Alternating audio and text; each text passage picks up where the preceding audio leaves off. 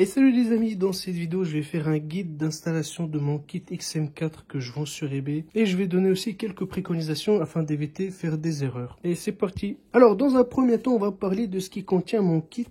D'ailleurs aussi j'avais oublié de dire, c'est que j'ai imprimé des trucs en caoutchouc comme ça. Ça peut être pratique pour certains, je vous expliquerai après. Donc dans un premier temps, comme on a dit, voici ce qui contient mon kit. Donc nous avons le canon en alu avec son corps et support pour l'HDR50. La crosse avec son petit support qui va venir se fixer ici. Allez, voilà, je vais y arriver quand même. Voilà. Et donc un support de chargeur pour HDR50. Donc vous avez pour 3 chargeurs de HDR50 et une sparklette de CO2. Donc aussi un silencieux et une bouche normale comme ça pour ceux qui veulent retrouver l'aspect origine. Aussi donc une poignée pour le XM4. Donc franchement c'est très pratique. Moi j'ai aimé ce truc là, quand je l'ai fait je l'ai pas regretté du tout. Et un deuxième support pour la lunette pour ceux qui veulent mettre une lunette de longue distance et après mettre celle d'une courte distance. Et aussi bien évidemment un petit tournevis qui est microscopique quand même. Et les cales de support pour l'HDR50 avec les vis. Donc j'ai mis 3 petites cales en plastique et 2 écrous et 2 petites vis. Voilà, au cas où. Parce que certains ils arrivent à perdre, des fois ils cassent. Ce que je peux comprendre très bien, ça peut arriver à tout le monde. Donc c'est pour ça que j'en ai mis un petit peu en rab. Donc bien évidemment aussi avec les vis de montage et une clé qu'il vous faut pour monter tout ça. Donc voilà, tout ça c'est ce qui contient mon kit XM4 Elite que vous allez acheter sur eBay. Il y aura tout ça. Alors parlons de la compatibilité. Donc bien évidemment ce kit il se monte avec un HDR, avec un canon en alu. Et c'est pour cette raison qu'on a fait ce petit truc en caoutchouc. Donc qui va se glisser ici. Oups. Et vous avez juste à le mettre là-dedans. Voilà. Bon, c'est pas pratique avec les gants. Voilà. Et donc, qui fera un peu d'étanchéité ici, ce qui peut être pas mal. Donc aussi, il est bien évidemment compatible avec le canon en acier. Attendez. Qui dépasse. Il est compatible avec ça aussi.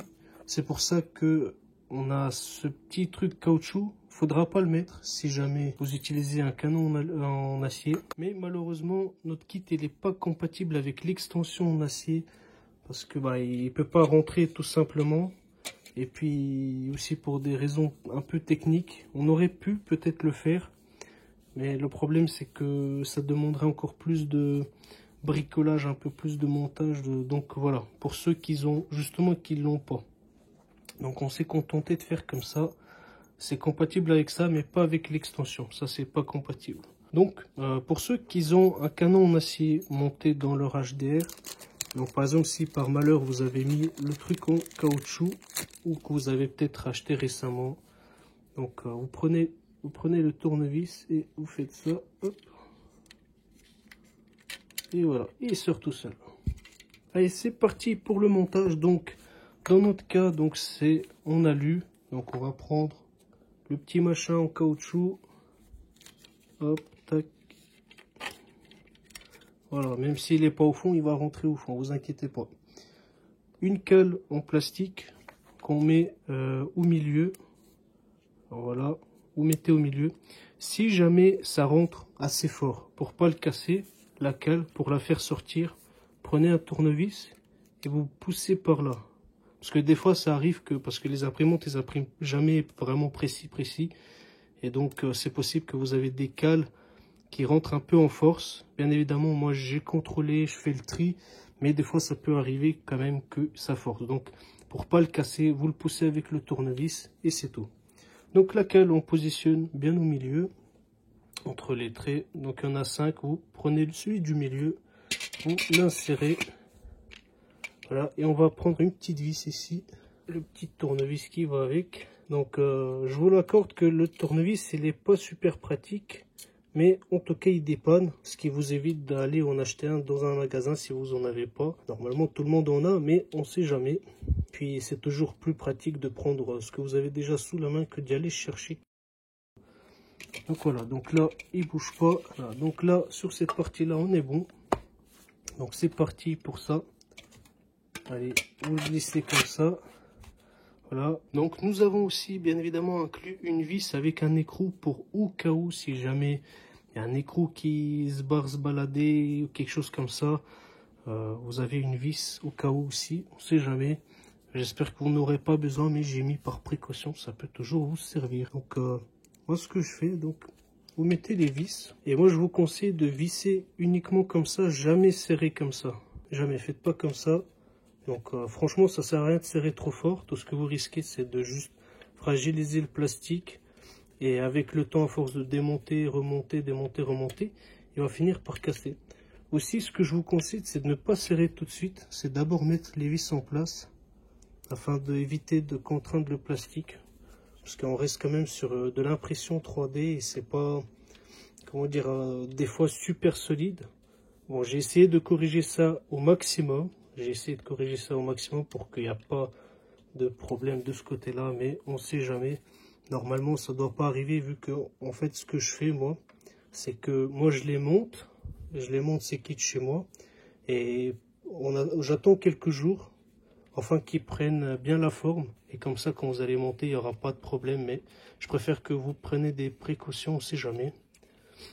Donc, là, vous ne serrez pas à fond, ça ne sert à rien, juste un petit peu.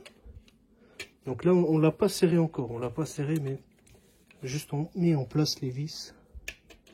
Donc avec la clé, ça peut être un peu long.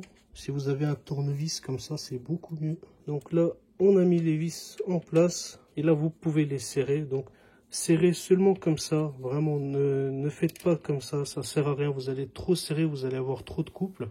Pour au final, juste, comme je l'ai dit, juste le fragiliser, le plastique.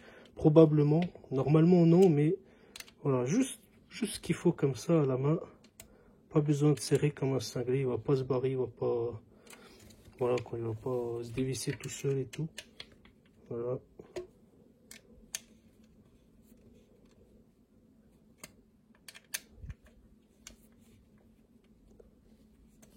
Ensuite, c'est parti pour le chargeur.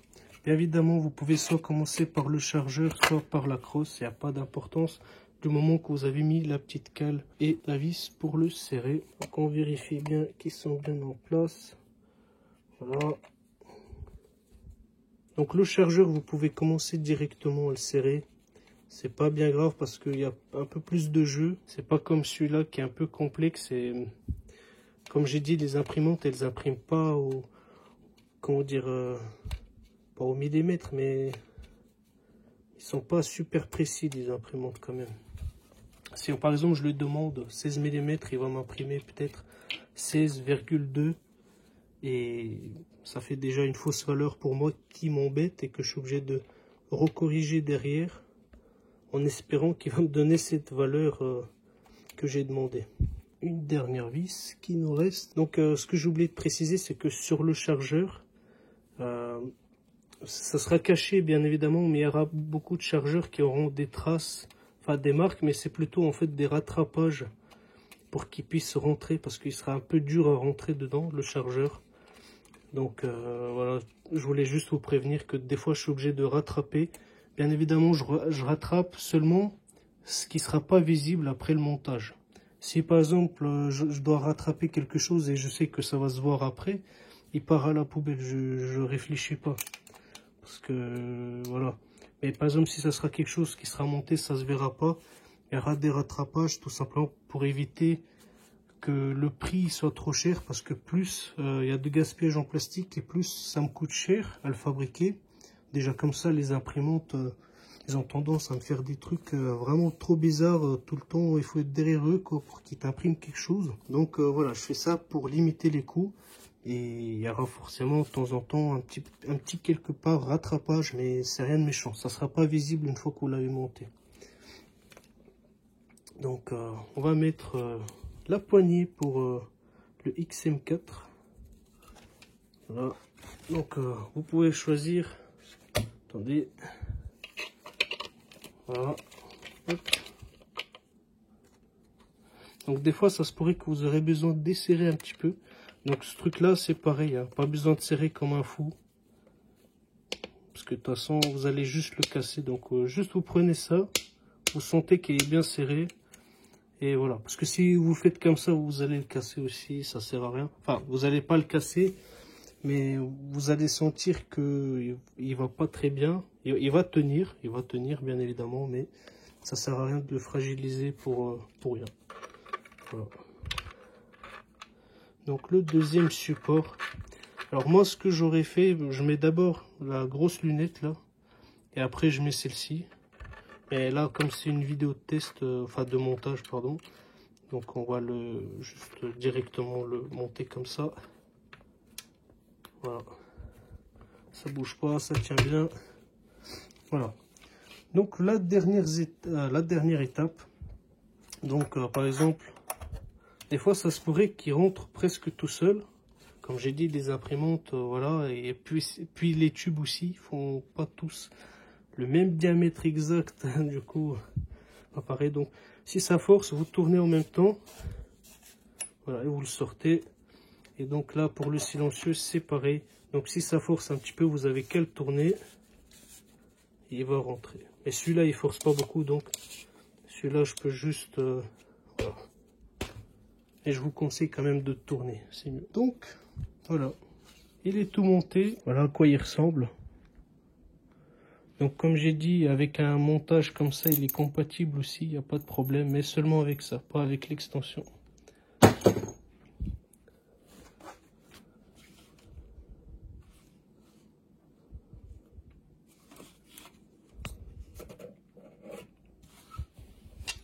Bon, j'espère que ça éclaircit sur mon kit XM4 Elite de ce que je vendais, à quoi ça ressemble, comment ça se monte. Comme j'ai dit, il peut y avoir des petits rattrapages, mais ils ne seront pas visibles après avoir monté. Donc voilà. Donc quand je parle des rattrapages, c'est des trucs, le plastique a été gratté un petit peu pour que ça puisse rentrer sans trop forcer non plus. Donc voilà. Une petite démo pour si jamais vous souhaitez mettre celui d'origine. Voilà. Ok, il est beau aussi, comme ça je l'aime trop. Voilà. Merci d'avoir regardé la vidéo et je vous dis ciao ciao les amis.